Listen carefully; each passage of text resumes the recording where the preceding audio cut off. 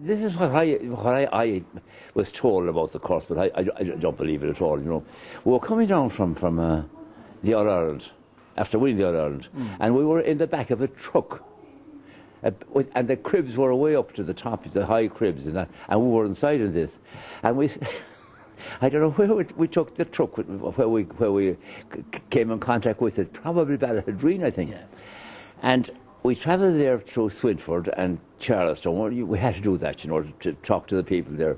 But we were standing in Foxford. We were standing in the back of the truck because we couldn't get out of it. And Flanagan, Sean, you know, had to say a few words, and he said, "There is." I remember the words he said. You know, he said, "There's only one thing," he says. "There's one thing warmer than a Foxford blanket, and that's a Foxford welcome." The story was that we didn't get off the truck.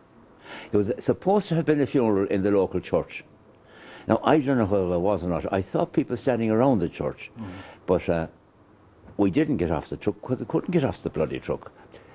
So the story goes that the priest said, while any member of that team lives, Mayo will never again win All Ireland.